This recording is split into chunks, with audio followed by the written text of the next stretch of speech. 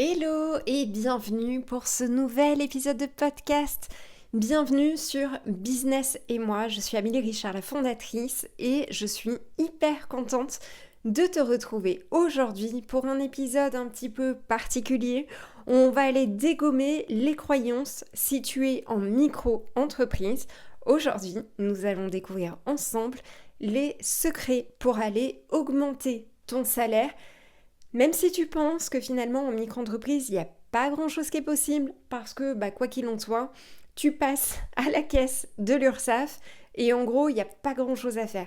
Donc aujourd'hui, on va regarder ça ensemble. Je te propose de commencer par un secret qui n'en est plus un si tu as l'habitude de me suivre sur Instagram. C'est une habitude à prendre que j'aime beaucoup par son côté résultat, on va dire presque instantané, d'accord ? Alors, je parle bien sûr, si tu me suis sur Instagram, du versement libératoire. Alors, c'est quoi ce jargon ? C'est quoi ce gros mot ? Le versement libératoire, c'est tout simplement une option que tu prends au départ, souvent quand tu crées ta micro-entreprise, qui te permet d'aller payer ton impôt sur le revenu directement auprès de l'URSSAF. Ok, ça veut dire quoi ? Ça veut dire que quand tu fais tes déclarations mensuelles ou trimestrielles pour aller payer tes cotisations auprès de l'URSSAF, eh bien, tu as une petite ligne qui se rajoute et qui s'appelle versement libératoire, c'est-à-dire qu'en fait, tu vas aller payer ton impôt sur le revenu en pourcentage de ton chiffre d'affaires directement. Donc, quelle que soit ta situation fiscale par ailleurs. Donc, cette option-là, il faut absolument la vérifier chaque année avant le 30 septembre. Et pourquoi je te dis qu'il faut absolument aller la vérifier ? C'est-à-dire que peut-être que tu as créé ta micro-entreprise il y a quelques années. Il faut être honnête, personne ou très très peu de personnes savent ce qu'il en est quand il y a cette case qui apparaît quand tu fais ta création de micro-entreprise. On te demande versement libératoire, c'est quoi ? C'est du chinois. Et je vais te dire quelque chose, je vais t'avouer quelque chose. Même moi, quand je me suis inscrite, j'ai commencé en micro-entreprise. J'ai conseillé pendant une dizaine d'années, enfin de 2006 à 2000, je ne sais plus quelle époque, bref, à 2021, des chefs d'entreprise. Et à l'époque, je bossais donc en cabinet d'expertise comptable et autant te dire que la micro-entreprise, c'était quelque chose d'inconnu pour moi, mais vraiment, d'accord ? C'est-à-dire que quand tu bosses en cabinet d'expertise comptable, tu es là pour renseigner si on vient te voir des SARL, des SAS, etc. Mais micro-entreprise, clairement, je n'ai jamais eu de client là-dessus. Donc, quand j'ai créé ma micro-entreprise, que j'ai vu cette case-là, versement libératoire, je me suis dit, ok, what ? Qu'est-ce que c'est que ce truc ? Concrètement, ce qu'il faut savoir, c'est que tu n'y as pas forcément droit, ok ? Il y a des seuils à respecter, vraiment. Et ensuite, chaque année, il faut que tu vérifies si des fois tu as fait l'option pour payer ton impôt sur le revenu auprès de l'URSSAF. C'est pas de vitam aeternam, ok ? Ça veut dire que chaque année, il faut que tu vérifies si tu peux encore y avoir droit, ok ? Ça veut dire que les impôts ne vont pas te prévenir en te disant « Tiens, au fait, attention, cette année, Amélie, tu n'y as plus droit, donc il faut que tu modifies. » Non, c'est à toi de prendre les devants et d'arrêter auprès de l'URSSAF cette option ou bien la prendre si des fois c'est pertinent, ok ? Cette option-là, c'est clairement un résultat immédiat sur tes finances. Clairement, alors ça, on le voit sur Optimic notamment, j'ai des clients d'Optimic, mais tellement souvent qui m'écrivent en me disant en fait, je me suis rendu compte que je payais de l'impôt pendant des années, alors qu'en fait, j'aurais pu payer en gros très peu, voire 0 € d'impôt, ou bien à l'inverse, des clients qui n'avaient pas le versement libératoire et qui découvrent qu'ils peuvent économiser de l'argent facilement, d'accord ? Quand je dis facilement, c'est que c'est vraiment facile. C'est pas un ticket de loto, mais presque, ok ? Donc ça, c'est vraiment la première chose à faire. Deuxième secret, pour gagner de l'argent, pour optimiser en tout cas ta situation, et en plus sécuriser ta situation en cas de contrôle. C'est de savoir déclarer tes ventes, quand je dis vente de manière générale, que ce soit de la prestation de service ou de la vente de biens, quand tu déclares tes revenus sur la bonne ligne auprès de l'URSSAF, d'accord ? J'ai des clients qui, sans le savoir, optimisent parce qu'en fait, ils ne déclarent pas sur la bonne case, mais en cas de contrôle fiscal, ils peuvent se faire... redresser tout simplement. J'allais employer le mot démonter, mais c'est pas le cas parce qu'en fait, parfois, c'est uniquement de la méconnaissance, ok ? Mais autrement, dans le sens inverse, j'ai certains clients qui jusqu'à présent ne déclaraient pas sur la bonne case, c'est-à-dire qu'ils pouvaient prétendre à des abattements supplémentaires ou en tout cas à payer moins d'impôts au final et payer potentiellement moins de cotisations également, mais qui ne le savaient pas, ok ? Donc rien que le fait d'aller déclarer sur la bonne ligne ton activité peut te permettre de gagner de l'argent, ok ? Finalement, quand je parle d'économiser, c'est finalement te verser plus de salaire, d'accord ? Mais aussi sécuriser ton activité, c'est-à-dire que si des fois un jour tu as un contrôle, eh bien, il n'y a aucun souci, tout sera comme il faut, dans les clous, etc. Ok ? Ensuite, troisième secret, et de la même manière, si tu me suis sur Instagram, tu commences peut-être à connaître mes méthodes de travail, d'accord ? C'est-à-dire que quand j'ai commencé à proposer des audits pour le compte de Business et moi, j'ai mis en place intuitivement une méthode qui est en fait la méthode comme si je devais décider pour moi, ok ? Cette méthode-là, crois-moi, elle change tout. Parce que habituellement, quand il y a quelqu'un qui crée son activité, qui va voir un cabinet expertise comptable, on va lui dire mettez-vous, alors si tu ne me vois pas en vidéo, en gros c'est au pif, au mètre, vous avez tel type d'activité, mettez-vous plutôt sur telle forme de société par exemple, ok ? Sans tenir compte de la situation de la personne, quels sont ses autres revenus au sein de son foyer, quels sont ses objectifs à terme, est-ce qu'elle compte s'associer, pas s'associer, etc. Il y a énormément de paramètres à prendre en compte, mais il y a un élément en particulier que j'aime beaucoup, et c'est vraiment la méthode que j'utilise dorénavant, mais voilà, depuis maintenant plusieurs années. Concrètement, c'est quoi ? C'est vraiment comparer ton salaire net selon les différentes formes juridiques. Ça veut dire quoi ? Ça veut dire combien tu gagnerais si des fois tu es en micro-entreprise, quel serait ton salaire net si des fois tu choisis par exemple de te mettre en EURL, en SARL, en entreprise individuelle, à l'impôt sur le revenu, à l'impôt sur les sociétés, ou bien en SAS ou en SASU, ok ? Et concrètement, alors, il y a une expression qui dit les chiffres ne mentent pas, et ça veut dire que sans le savoir, tu as déjà une optimisation énorme à réaliser.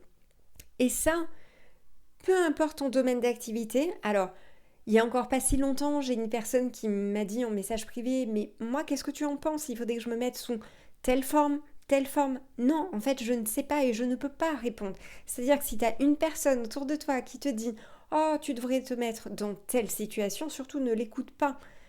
Ce qu'il faut absolument, c'est poser tes chiffres et voir clairement ce que ça donne, ok ? Et pourquoi je te dis ça ? Parce que même moi, la première, je me fais piéger. Parfois, en début d'audit, par exemple, j'ai une personne qui vient me voir et qui me donne un petit peu, voilà ce que ça va être, mon activité, etc. Alors, forcément, dans ma tête, je me dis, tiens, sûrement on partira sur telle ou telle forme juridique. Et quand je pose les chiffres, eh bien finalement non.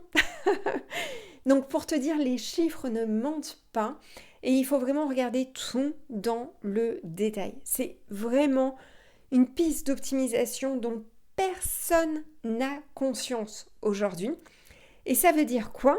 Ça veut dire qu'au lieu des fois de t'embêter à aller chercher plus de chiffre d'affaires, eh bien parfois le fait de t'intéresser à tes finances, eh bien va te permettre, pour un même montant de chiffre d'affaires, de gagner X revenus en plus. Et quand je parle de revenus, c'est vraiment de salaire net dans ta poche après avoir payé tes cotisations et ton impôt sur le revenu, ok? Et ça, clairement, c'est un game changer pour ton activité dont absolument personne ne parle ici, d'accord? Sauf bien sûr chez Business et moi parce que, eh bien, si tu savais quand je présente par exemple les résultats d'un audit à un client, à chaque fois, j'ai les yeux, si tu me vois en vidéo, c'est what? Mais j'avais sous-estimé cette partie-là. Et même moi, je me laisse surprendre par les résultats. Quand on pose tout ça, quand on compare les chiffres, même moi, je me laisse encore surprendre et je dis, mais what? C'est absolument dingue. Et il y a une méthode que j'aime encore plus, c'est vraiment comparer cette économie, ce salaire potentiel que tu peux te verser en plus sur une année, mais par exemple sur 5 ans, parce que 5 ans, ça passe très vite, qu'est-ce que ça donne? Et en fait, c'est juste hallucinant. Et clairement, régulièrement, même très régulièrement, j'ai finalement, au bout de 5 ans, carrément une année sabbatique qui est possible. D'accord? Je te laisse imaginer les résultats. Autre possibilité, autre secret, véritablement, tu connais l'adage, le temps, c'est de l'argent. Et oui, optimiser ces process fait partie du jeu. C'est-à-dire que peut-être que tu passes 1 heure par jour. Alors, j'ai une cliente où c'est le cas, je le sais pertinemment, elle passe 1 heure par jour à répondre à ses mails. Alors qu'il est possible de mettre en place un système d'automatisation pour qu'elle puisse passer ce temps-là à faire autre chose, à échanger peut-être avec sa communauté, mais en direct, etc., à réaliser de nouveaux produits qui lui tiennent à cœur, etc. Donc, l'automatisation, je sais que pour la nouvelle génération, c'est votre dada, mais pas forcément, c'est-à-dire que vous allez utiliser par exemple ChatGPT, mais sans penser à mettre en place tout un système d'automatisation au niveau business, tout simplement. Et ça, c'est ultra important. Moi, mettre en place des outils, c'est mon dada. J'adore ça depuis très longtemps. Bref, voilà. Autre possibilité, c'est optimiser ses dépenses. C'est-à-dire que quand tu dépenses 1 euro, est-ce que tu le dépenses vraiment correctement? D'accord? Est-ce que quand tu dépenses 1 euro, c'est vraiment quelque part de l'investissement pour ton entreprise? Ok? Pas de l'argent que tu fous en l'air. Il y a la zone de kiff également, te faire plaisir, c'est ultra important. Hop. Mais, tu vois, je réponds au téléphone sur ma montre, mais bref, il y a énormément d'optimisation à mettre en place. Bref, sur tes dépenses, ce qui compte, c'est vraiment l'argent que tu investis. Par exemple, moi, j'ai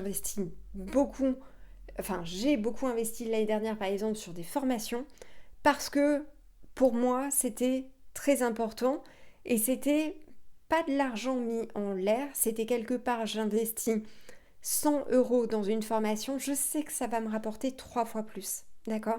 C'est vraiment cette notion-là qu'il faut voir. Et de la même manière, quand tu dépenses ton argent, eh bien, de quelle manière tu peux maximiser l'utilisation de ces outils-là. Ok?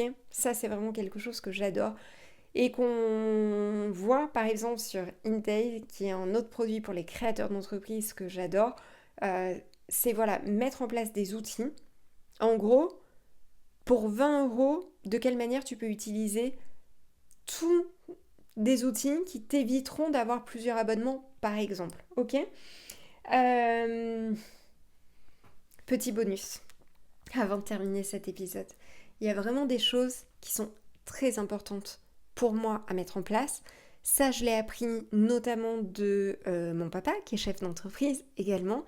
C'est avoir une vision à moyen terme et à long terme.